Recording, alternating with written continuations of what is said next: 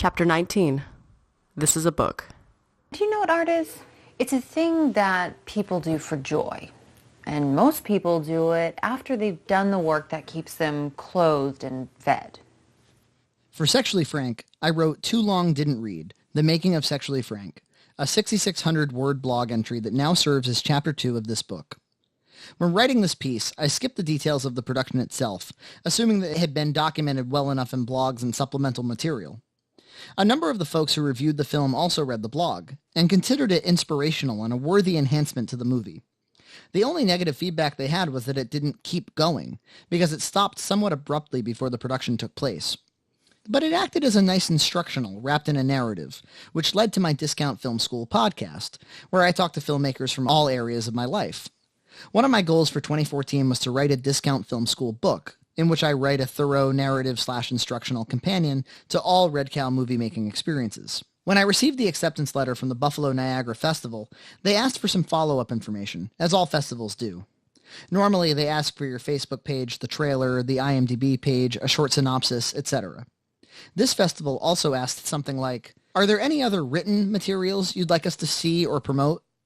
I wanted to be able to offer another blog for having fun up there, but hadn't written one. I needed a project to distract me from the long and uncomfortable wait for the film to be color-corrected, so I started writing. I matched the length of the Sexually Frank blog and realized I hadn't even finished talking about vibes. I remembered the feedback about people wanting to read about the production itself. I wrote double the length of the Sexually Frank blog and hadn't even finished pre-production. I guess I achieved my goal for 2014. This is a book. When halfway through writing this, I sent it to Kyle, who laid this on me. It's great so far. Keep going and be as real as you can. The truth is priceless.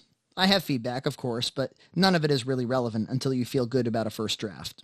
Anyway, yeah, keep writing, and thanks for sending it to me. Kyle. Kyle, who I might have disparaged through some of this, knows the value of an accurate account. Kyle and I connect strongly in our belief that we're experimenting when we make these movies. We don't have right ways of doing things and have yet to discover better ways. What we are after is creative freedom. Freedom from structure, from serious financial risk, and from preconceptions, or someone else's conceptions, of how to achieve our goals. You might say we want what Mark wants. And to that end, in my growing experience, I have a growing desire to pay it forward, but not the confidence or conceit to say, here's how. What I can do is leverage my decent memory and willingness to write it all down. When making this movie, this very cool movie that I'm proud to be a part of, I saw, felt, and thought the preceding. It's my belief that some of this gnawing detail, when it wasn't boring you, will assist when you're on your dopey set. Above all, if you realize that your greatest resources are your team and your passion, you will never be limited by how much money you have. My team, Jeff, Kyle, John Hunt, John Ryan, Nina, Bonica, Hannah, Will, Maria, gave me the amazing dedication that made this project happen, and no Kickstarter campaign will ever give you a team like that. And remember that productive energy feeds productive energy. You know this. You read the book. I wouldn't have found Jeff if I didn't respond to the passion in his short. Jeff wouldn't have noticed me if he didn't see Sexually Frank. Bonica might have lost interest if she didn't see a group of people working tirelessly to make great art. Without years of projects together, Kyle, the Johns, Nina, and I wouldn't have established our loving and honest shorthand that allows us to suffer through the insufferable parts and celebrate the unforgettable parts.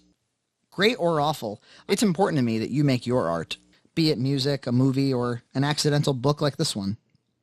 Maybe you'll find that the satisfaction of a finished work will feed the madness of inspiration that will throw you right into your next project. I'm never idle for long. We'll do it again sometime, and I'll let you know all about it.